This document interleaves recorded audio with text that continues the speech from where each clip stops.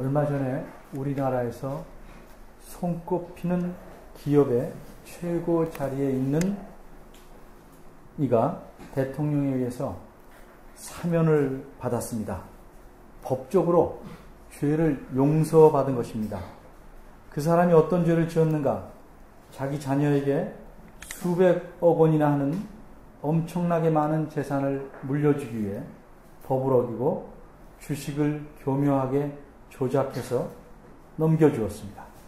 그리고 그 증거가 드러날 때까지 국민을 계속 속여왔습니다. 또한 이 최고 책임자인 그 사람과 측근들이 겉보기와는 달리 엄청난 불의를 수없이 저질렀다는 사실을 어떤 분의 양심 선언으로서 폭로되었습니다. 그렇게 부정직한 기업의 총수가 사면을 받고 나서 이렇게 말했습니다. 전 국민이 정직한 사람이 됩시다. 이것이 얼마나 웃기는 일인지에 대해서 한 작가가 이렇게 말합니다. 그것은 조폭들이 자기 몸에 착하게 살자라고 문신한 것 못지않게 웃기는 일이다. 예수님 시대에도 예수님을 엄청나게 웃기는 사람들이 있었습니다. 재미있는 이야기로 웃기는 것이 아닙니다. 정말 어이없는 일을 행함으로 기가 막히게 만드는 것입니다. 그들이 누군가? 오늘 본문 23절에 나오는 서기관들과 바리새인들입니다. 이들이 어떤 사람들입니까? 간단히 말해서 서기관들은 율법을 가르치는 사람들입니다. 그리고 이들에게서 율법을 배워서 적어도 겉보기에는 하나님의 뜻대로 경건하게 살아가는 것처럼 보이고 그렇게 살려는 바리새라는 당파에 분파에 속한 사람들이 바리새인들입니다. 그래서 예수님 시대의 서기관들과 바리새인들은 일반 보통 사람들에게 대체로 존경을 받고 있었습니다. 그런데 예수님께서는 이렇게 존경받는 사람들을 웃기는 사람들로 보십니다. 왜? 두 가지 이유가 있습니다. 첫째는 그들이 하나님의 뜻보다 자신들의 전통을 더 중요하게 여깁니다. 둘째, 그 결과로서 하나님의 뜻을 사람들에게 그릇되게 가르치고 행합니다. 그런 이들은 제 아무리 사람들에게 칭찬과 존경을 받을 만하게 행동한다고 할지라도 그것은 하나님에게 재앙을 받아야 마땅한 일이었습니다. 그래서 예수님께서는 그들에게 화가 있을진저 라고 말씀하셨습니다. 무슨 뜻입니까? 너희들에게 하나님께서 재앙을 내리실 것이다 하는 선언입니다. 마태복음 23장 13절부터 36절에서 예수님께서는 서기관들과 바리새인들에게 화 있을진저라는 말씀을 7번이나 말씀합니다. 그리고 매번 그들이 이렇게 하나님께 재앙을 받아야 할 이유를 구체적으로 말씀합니다. 그런데 그 이유들을 종합해 보면 그렇게 재앙을 받아야 할 사람인 그들이 어떤 종류의 사람인지 알 수 있습니다. 예를 들면 어떤 사람에 대해서 말할 때 그 사람은 꼬간 돈이나 물건을 돌려주는 데는 아주 질기다. 조그만 잘못에도 심하게 반응하고 남에게 인색하고 잘난 척은 혼자 한다. 이렇게 말하면 한마디로 그를 어떻게 평가하겠습니까? 나쁜 인간 또는 못된 인간 이렇게 말할 수 있겠지요. 이처럼 서기관들과 바리새인들이 어떤 사람인지를 말하자면 그들은 한마디로 위선자였습니다. 예수님께서 화 있을진저를 7번 말씀하시면서 6번이나 그 중에서 6번이나 그들을 가리켜 외식하는 서기관들과 바리새인들이여 라고 호칭했습니다. 원문 그대로 말하면 예수님이 이렇게 말씀하신 겁니다. 너희에게 화가 있으리라 서기관들과 바리새인들아 위선자들아. 서기관들과 바리새인들을 향해 예수님은 직접적으로 그들 앞에서 너희들은 위선자다 이렇게 말씀하신 겁니다. 그럼 위선자는 어떤 사람일까? 여러분 혹시 엉큼한 사람과 위선자의 차이를 아시겠습니까? 한글 사전에 따르면 엉큼한 사람은 속에 엉뚱한 불순한 욕심을 품고 제 분수에 넘치는 짓을 하려는 사람을 가리킵니다. 그런데 위선자는 속은 그렇지 않은데 겉으로만 진실하고 착한 채 하는 사람입니다. 먹지 못하는 독보신데 아예 징그럽게 생기면 사람들이 피할 수 있지만 맛있게 보기 좋게 생겼으면 따먹을 수도 있습니다. 이처럼 위선자가 엉큼한 사람보다 훨씬 위험합니다. 사람들은 위선자의 겉만 보고 그를 칭찬하고 존경합니다. 그런 위선자가 지도자일 경우에는 그를 따라갈 수밖에 없습니다. 그런데 불행하게도 그 당시에는 서기관들과 바리새인들이 종교적인 면에서 지도자의 역할을 했습니다. 그런 위선자들을 위선자인 줄 모르고 존경하는 사람들은 그들이 가르치는 대로 행하는 대로 배우고 따라갈 수밖에 없는 것입니다. 예수님은 서기관들과 바리새인들에게 위선자라고 칭하셨을 뿐만 아니라 그들에게 또 다른 별명을 붙이셨습니다. 그것이 무엇인가? 소경입니다. 그들은 실제로 눈이 안 보이는 사람은 아니었습니다. 그런데 예수님께서 그들을 소경에 비유함으로써 그들이 어떤 사람인지를 말씀하신 것입니다.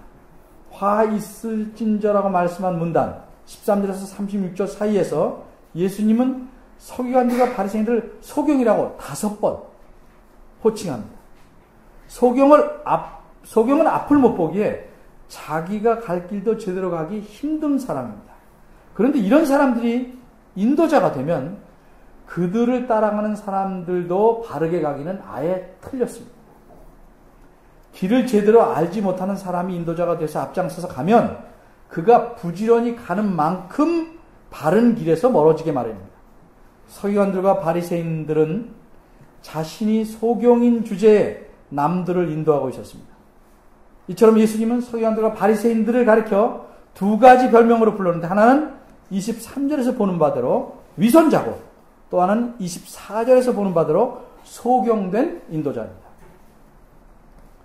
오늘 본문은 예수님께서 화 있을진저를 7번 말씀하신 가운데 4번째 화 있을진저가 나온 부분입니다. 어째서 예수님은 서기관들과 바리새인들을 위선자와 소경된 인도자라고 부르셨는지 그들의 행동을 좀 더 자세히 살펴보겠습니다. 24절부터 봅니다. 여기서는 소경된 인도자가 어떤 짓을 하는지를 말하고 있습니다. 그들이 하는 일을 예수님께서는 한마디로 하루살이는 걸러내고 약대는 삼킨다 이렇게 지적하셨습니다. 하루살이와 약대 이것은 그 당시 유대인들이 일상생활에서 만날 수 있는 가장 작은 것과 가장 큰 것을 대조시킨 것입니다. 하루살이는 여러분들이 아는 대로 날개가 있는 아주 조그만 곤충입니다. 바리새인들은 음료를 마시려고 담아놓은 그릇이나 잔에 하루살이가 들어가면 그것이 죽기 전에 얼핏 꺼낸다고 합니다. 사실 우리도 그렇습니다. 그런 날 것들이 음료수에 들어가면 위생이 나쁘니까 지저분하니까 빨리 건져냅니다. 어떤 경우에는 아예 더럽다고 음료수를 쏟아버리기도 합니다. 그런데 바리새인들은 다른 이유로 하루살이를 얼핏 건져냅니다. 율법에 보면 날개가 있고 기어다니는 곤충은 다 너희에게 가증하다, 부정하다 하는 말씀이 있습니다. 그래서 유대인들은 하루살이가 음료수를 부정하게 만들고 그것을 마시는 사람도 부정해진다고 생각해서 얼핏 그 곤충을 꺼내는 것입니다. 이렇게 바리새인들은 율법을 철저히 지켰습니다. 적어도 이 사실 하나만 보면 그렇게 보입니다. 그런데 음료수에 약대, 즉 낙타가 들어가면 아예 삼켜버립니다. 물론 비유적인 말입니다. 음료수에 어떻게 우리가 타고 다닐 만한 커다란 낙타가 그 음료수 잔이나 그릇에 들어갈 수 있겠습니까? 비유적인 말입니다. 그러니까 이 말은 작은 것은 걸러내고 큰 것은 꿀꺽 삼킨다는 뜻입니다. 예를 들어 검찰이 100만 원을 훔친 사람은 감옥에 쳐놓고 100억 원을 삼킨 사람은 나라의 경제를 살려야 한다고 감옥에 보내지 않는 경우가 바로 그런 경우. 학교 선생님들에게는 촌지를 한 푼도 받지 말라고 하면서 자신은 여러 사람에게 큰 돈을 받아서 수십억의 비자금을 만든 어떤 교육감과 같은 경우입니다. 이처럼 공의보다 돈을, 경제를 더 중요하게 여기는 사회는 비뚤어진 사회입니다. 돈의 힘으로 무엇을 해보려는 사람은 성숙하지 못한 인간입니다. 또 율법에 보면 되새김질 하는 것이나 굽이 갈라진 짐승 중에도 너희가 먹지 못할 것이 있는데 그 중에서 약대는 새김질은 하되 굽이 갈라지지 아니하였으므로 너에게 부정하다 이렇게 말씀했습니다. 따라서 약대는 율법대로 하면 하루살이도 먹어서 안 되고 약대도 먹어서는 안 됩니다. 그런데 서기관들과 바리새인들은 율법을 철저하게 잘 지키려는 듯이 하루살이는 걸러냅니다. 그리고 모순되게도 율법에서 먹지 말라고 한 약대는 통째로 삼켜버립니다. 그러니까 이들의 진짜 속셈은 율법을 잘 지키려는 데 있는 것이 아니라 작은 것은 째째해서 안 먹고 먹을 바에는 아예 크게 먹겠다는 심보입니다. 그러면서도 율법을 잘 지키는 척 합니다. 하나님의 명령을 잘 따르는 척 행동합니다. 그래서 이들은 위선자입니다. 이제 본문 23절을 살펴봅니다. 예수님께서는 서기관들과 바리새인들을 위선자라고 부르시면서 그들이 하는 짓을 말씀합니다. 그러면 그들이 보인 그 위선적인 행동은 무엇인가? 여러 곳에서 말하지만 여기서 말씀하고 있는 행동은 11조입니다. 11조는 10분의 1을 하나님께 바치는 겁니다. 서기관들이나 바리새인들은 그런데 율법이 요구하는 것보다 더 지나치다고 할 만큼 철저하게 지켰습니다. 율법에 보면 땅의 10분의 1, 곧 땅의 곡식이나 과실이나 그 10분의 1은 여호와의 것이니 여호와께 성물이다. 이렇게 말씀합니다. 그래서 곡식이나 포도주나 기름의 10분의 1을 하나님께 바치도록 되어 있습니다. 그런데 바리새인들은 그것을 넘어서서 박하와 회향과 근채의 11조까지 드립니다. 박하, 회향, 근채는 그 당시 유대인들이 텃밭에서 기르던 채소입니다. 이것들은 향이 좋아서 양념에도 쓰이고 때론 약을 만드는 데도 사용되었다고 합니다. 그런데 바리새인들은 그런 채소들에서까지 철저하게 11조를 떼서 바쳤습니다. 그렇지만 예수님께서 저것도 버리지 말아야 할지니라 하는 말씀에서 알 수 있듯이 그들이 이렇게 11조를 확대해서 낸 것이 예수님 보시기에 잘못은 아니었습니다. 그럼 무엇이 문제였을까? 그들은 정작 하나님께서 요구하시는 더 중요한 것은 빼먹고 무시하였다는 것이 문제입니다. 현실적으로 쉬운 예를 들자면 부모가 자녀들에게 공부를 열심히 하도록 하는 것까지는 좋은데 공부해야 하는 진정한 목적은 무시해버립니다. 많은 부모들이 이렇게 말합니다. 공부를 열심히 해야 된다. 그래서 시험 성적이 잘 나와야 한다. 그래야 좋은 학교에 가고 좋은 대학에 가고 좋은 사람 만나서 결혼하고 잘 산다. 과연 그런가요? 우리나라 정치인들을 보세요. 대부분 똑똑합니다. 소위 좋은 대학 나왔고 아쉬울 것이 없을 만큼 많이 배웠습니다. 그런데 어떻습니까? 말로는 국민을 위하고 나라를 위한다고 하지만 몇몇 사람을 빼고는 자신들의 배를 채우는데 매우 부지런하고 힘씁니다. 재산 신고한 내용을 보니까 일반 우리 같은 사람들이 평생을 부지런히 뼈 빠지게 해서 벌어야 할 돈을 단 1년에 가만히 앉아서 다 봅니다.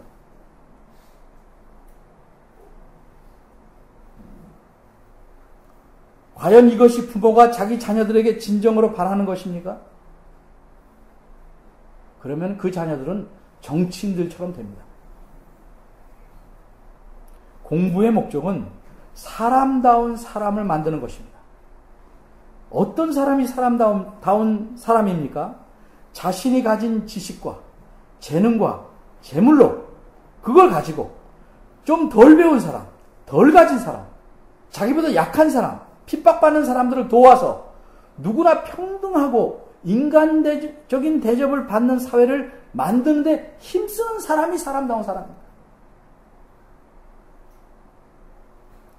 전에도 말씀드린 적이 있지만 공부는 나만 알고 나만 잘 되고 나만 잘 사는 이기적인 사람이 되기 위해서 하는 것이 아닙니다.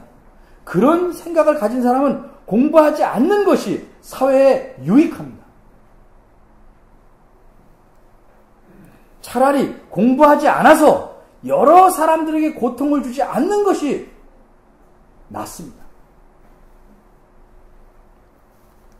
하나님께서 율법을 주신 목적은 사람들로 하여금 율법의 근본 정신을 실천해서 행복한 사회를 만드시려는 것입니다. 그럼 율법의 근본 정신이 무엇입니까? 여기 있는 대로 의와 인과 신이라고 했습니다. 율법에서 11조를 하라고 요구한 것도 역시 의와 인과 신을 행하게 하시려는 것입니다. 간단히 설명하면 의는 공평하고 고든 태도 또는 그런 행동입니다. 직장에서나 가정에서나 어디서나 공평하고 고든 태도를 갖는 것, 행하는 것, 이게 의입니다. 이는 자신의 재물로 가난한 자를 돕고 억압받는 자들을 돌아보며 약한 자를 보호하는 그것이 인입니다. 그저 단순히 어진 것만이 인이 아닙니다. 신이란 상대방을 속이거나 상대방의 악한 짓을 하지 않고 성실하게 대하는 태도입니다. 한마디로 의와 인과 신은 바꿔 말하면 이웃을 사랑하는 겁니다. 그러나 성경에서 말하는 이런 이웃 사랑은 하나님을 진심으로 전심으로 사랑하는 표시로서 나타내는 이웃 사랑입니다. 이것이 율법의 근본 정신입니다. 11조는 하나님께서 주신 은혜에 감사하며 하나님이 주인이심을 인정하고 그 주인께 헌신하는 표시로 바치는 겁니다. 그리고 3년에 한 번은 자기 마을의 가난한 자들과 어려운 자들에게 그 11조를 나눠줘야 합니다. 이렇게 함으로써 11조를 통해 율법의 근본 정신을 나타내도록 하셨습니다. 그런데 바리새인들은, 서기관들은 11조를 아주 세밀한 부분에까지 철저하게 내긴 했지만 그 근본 정신은 아예 무시해버렸습니다. 그러기에 예수님께서는 이것도, 즉 의와 인과 신도 행했어야 한다, 이렇게 지적하신 것입니다. 그러니까 바리새인들은 무시해도 될 만큼 사소한 것에는 철저하게 지키면서 정작 반드시 지켜야 할 중요한 것은 무시하여 내버린 겁니다.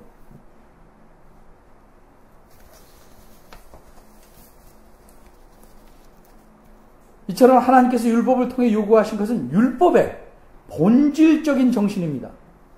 그런데 바리새인들은 껍데기만 붙들고 있었던 겁니다. 그리고 그 껍데기가 본질인 양 주장하고 사람들을 그리로 인도하였기 때문에 예수님께서 그들에게 화 있을진저 라는 무서운 심판의 말씀을 하신 겁니다. 그럼 오늘날 우리 그리스도인들은 율법을 지켜야 하나? 안 지켜도 되는 것인가? 또 예수님께서 바리새인들에게 11조와 연관해서 이것도 행하고 저것도 버리지 말아야 한다, 이렇게 말씀하셨는데 오늘날 우리 그리스도인은 11조를 해야 되는가? 안 해도 되는 것인가? 이 두 가지 문제는 오랜 세월 동안 뜨거운 감자와 같은 겁니다. 그런데 이 둘은 따로 나눠서가 아니라 함께 생각해야 될 문제입니다. 먼저 율법에 대해서 말씀드립니다. 율법이라고 할 때는 크게 둘로 구분해서 일단 생각해 봅시다. 성경책의 분류와 연관하면 율법이라는 것은 창세기, 출애굽기, 레위기, 민수기, 신명기 이런 5책, 즉 모세오경을 율법이라고 말합니다. 그런데 넓게 말하면 율법은 하나님의 가르침을 뜻하는 것이므로 구약 성경 전체의 가르침을 율법이라고 말합니다. 구약 성경은 이 모세오경에서 말한 율법을 근거로 확대, 해석한 것이기 때문에 그렇습니다. 오늘 보면 23절에서 말씀하고 있는 율법은 넓은 의미에서 율법입니다. 그래서 하나님의 가르침 전체를 뜻하는 것입니다. 하나님의 가르침이라는 것은 조속으로 바뀌는 게 아니고 그것이 하나님 뜻이기 때문에 영원히 변치 않는 것입니다. 그런데 그 가르침을 받는 대상이 누구냐에 따라 그 표현 방식과 그것을 효과적으로 가르치기 위한 실제적인 예는 바뀔 수 있습니다. 예를 들면 보석은 결코 변하지 않지만 보석을 담은 상자는 필요에 따라 시대에 따라 바뀔 수 있다는 말입니다.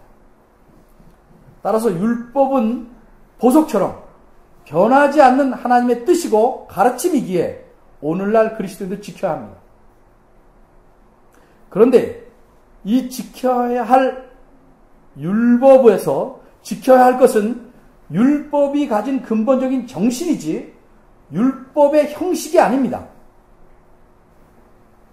그런데도 오늘날 율법을 구약 성경에서 제시한 그 방식 형식대로 지켜야 한다고 고집하는 사람이 있다면 그런 사람을 우리는 율법주의자라고 말합니다. 11조도 마찬가지입니다. 그런데 어떤 이는 11조는 구약의 제도니까 하지 말아야 한다고 말합니다. 그것이 11조를 내는 방식에 대해서 그런 방식으로 내면 안 된다 하는 뜻으로 말하는 것이라면 옳은 주장입니다. 그러나 11조의 본질이나 정신을 부인하는 것이라면 틀린 주장입니다. 11조를 안 내야 한다고 주장하는 사람들 중에는 헌금을 덜 내려는 속셈을 가진 이가 있습니다.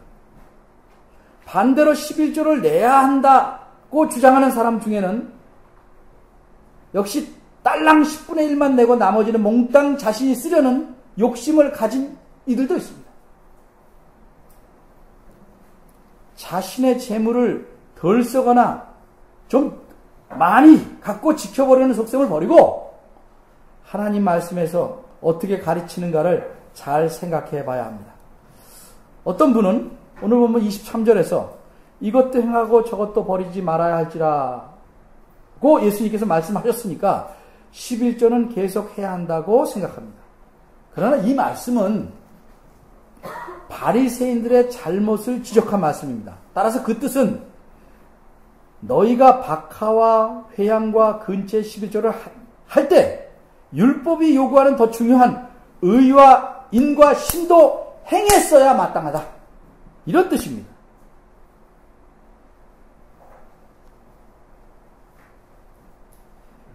그리고 우리가 알아야 될 것은 11조의 형식은 물론이고 구약의 모든 제도의 형식은 예수님께서 이루실 구원 계획이 십자가에서 완성되면 더 좋은 것으로 헌옷을 벗듯이 벗어버리고 더 좋은 것으로 대체되는 것입니다.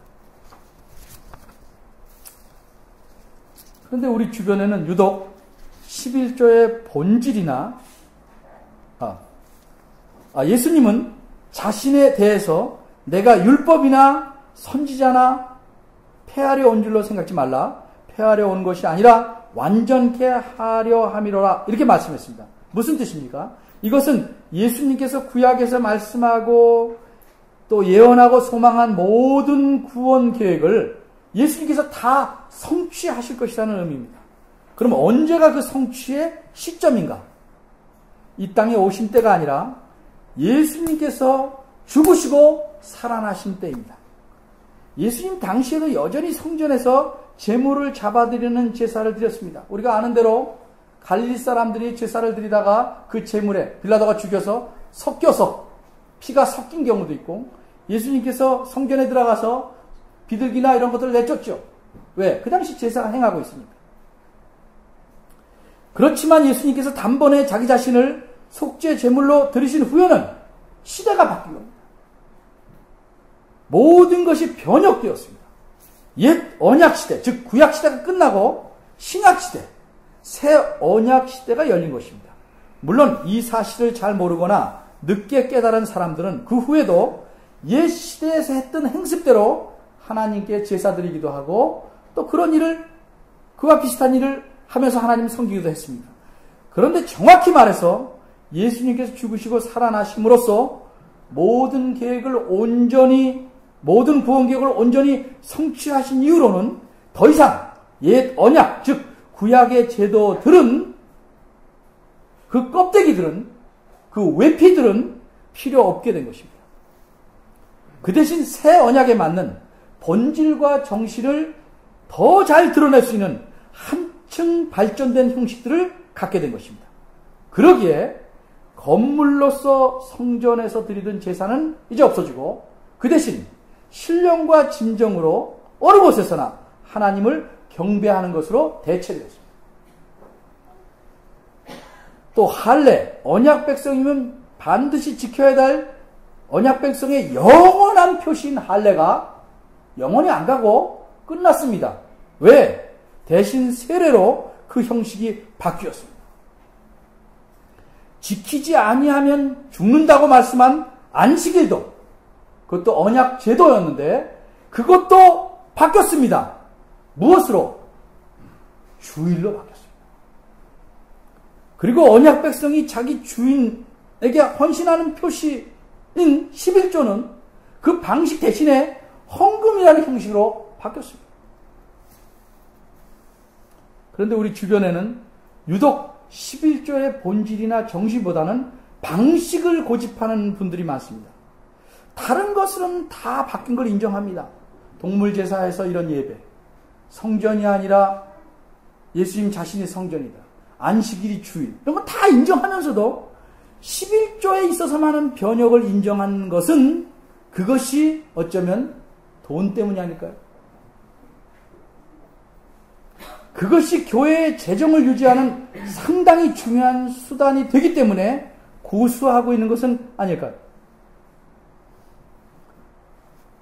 그러나 이렇게 11조의 방식에 매달리고 고수하는 것은 달결을 깨고 나온 병아리는 놓쳐버리고 깨진 달결 조각을 다시 붙여서 그 달결에서 병아리가 나오기를 기다리는 것처럼 슬픈 희극입니다. 가슴 아프게 웃기는 일입니다. 그리스도께서 이미 오셨다 하늘로 가셨는데 그 그리스도가 다시 오시길 아직도 기다리고 있는 유대인들과 같은 태도를 취하는 것입니다.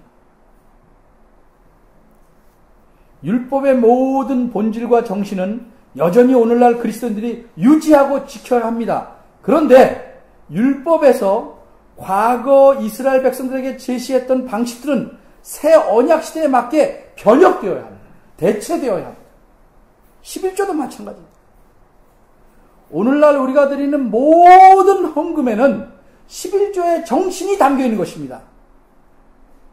그리고 자신이 주님께 헌신하는 만큼만 헌금할 수 있는 것입니다. 나머지 거품입니다.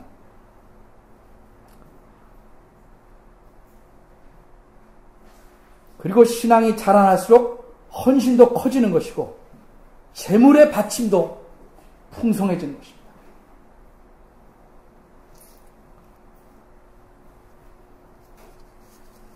그래도 나는 11조를 할 거야.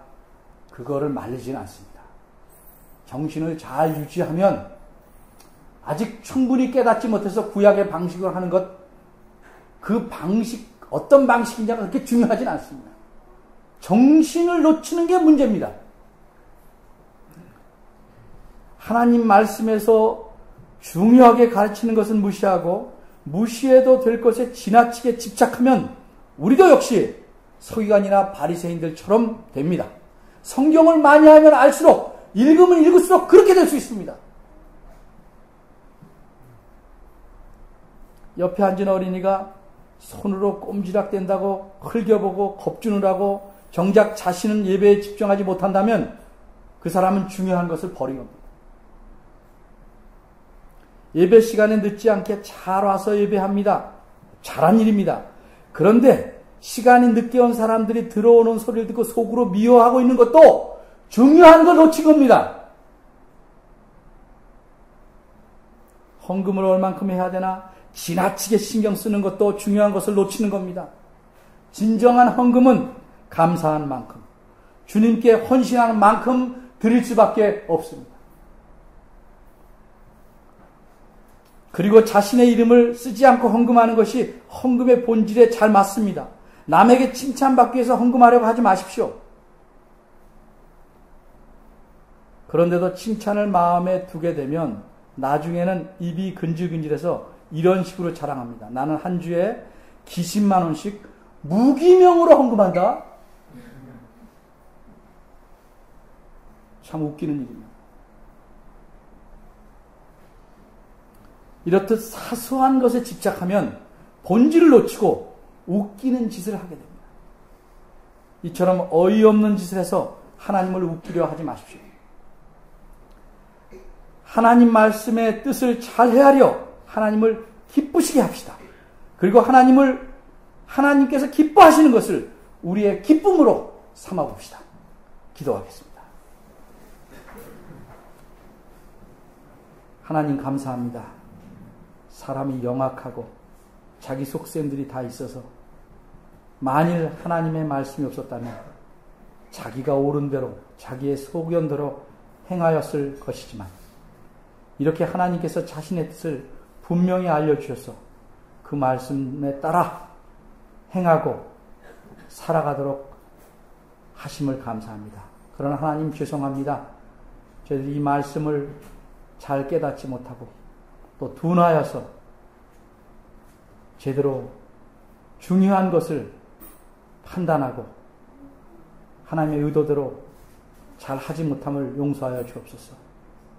우리가 사는 삶을 돌아다보고 참 하나님의 말씀에 그 의도에 잘 맞게 하나님을 섬기고 있는지를 늘 살펴서 남에게는 관대하고 온유하며 나에게는 좀 더 냉정하고